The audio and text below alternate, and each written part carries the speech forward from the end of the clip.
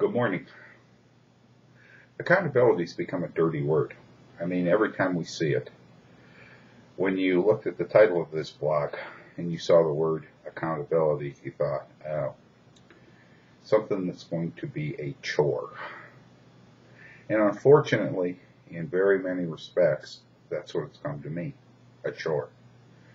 You must be accountable for your own actions.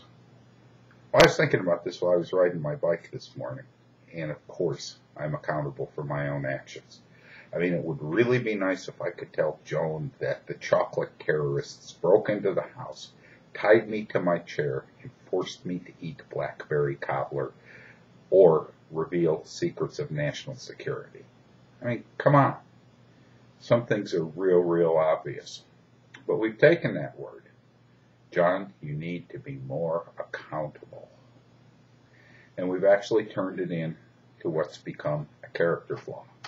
So the minute we see the word, the minute we hear the word, we automatically assume something negative and something distasteful.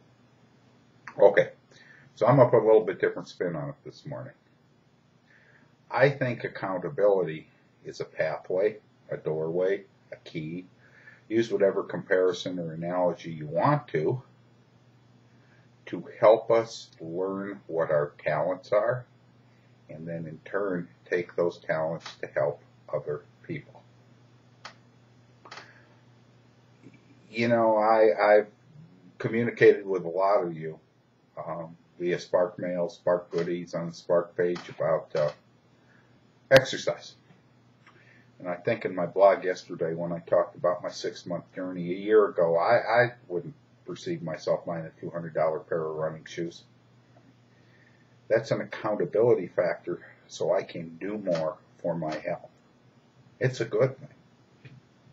Now, I know that since I purchased those shoes, I better use them or they're going to go to waste. Research and reading on my diet becomes a pathway to me being healthier. And those are two of the obvious things. You've heard me say this before in writing and in the wonderful world of video. Take out a piece of paper and pencil and write down what you think your talents are. Not what your mom and dad thought they were when we were growing up. I always wanted to be a radio disc jockey, and my mother always used to look at me over the top of her glasses like, you have to be kidding. Why can't you be like your brother, who, by the way, was younger than I was? And we'll get into that one day. It's not your husband or wife who think, oh, you would be good at this or you'd be good at that, or a coworker or a boss or a career counselor. What do you think you're good at? Just 4 or 5 of them. Write them down. Put them in your wallet or your purse or up on your refrigerator or your bulletin board. And then what do you have to do to hone those talents so you can feel even better about yourself than you already do now? Make yourself more successful than you already are now. And then share those talents with the rest of us. In a lot of ways, that's why I blog. I'm good at speaking. I'm good at writing. By the way, I won a karaoke contest one time, won $50. I'm relatively good at singing. But I practice and I hone those talents so that I can help other people.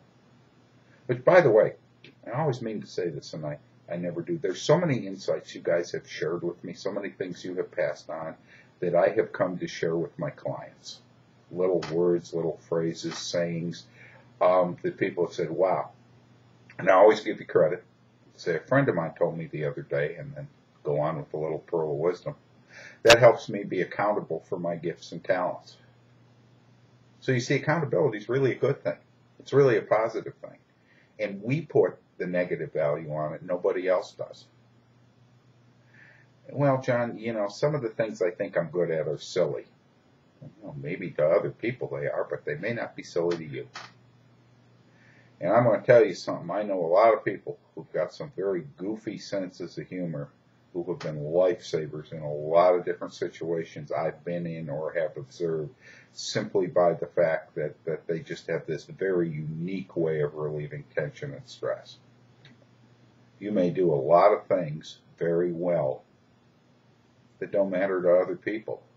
So, big deal. They matter to you. Now, here's the tough part. Okay, it's not all pastry and cream. And once you come up with that list of things you really do well, that's when the accountability factor sets in, rather. But it sets in because you want to take those gifts and those talents and you want to use them. It becomes a joy instead of a chore. That's it for today. I do post this blog to YouTube now. I've posted just about every video blog I did. There are some people in parts of the world, Spark friends, who've said, I can't get to this through Spark. Could you put it on YouTube? So in the little address box, when you read the video, there is a YouTube address. And I don't mean to sound arrogant or self-serving, but if you had other friends you wanted to share maybe an insight with from this, and they're not Spark people, you can give them the YouTube link and they can go watch all of me. Which means they probably don't have a life.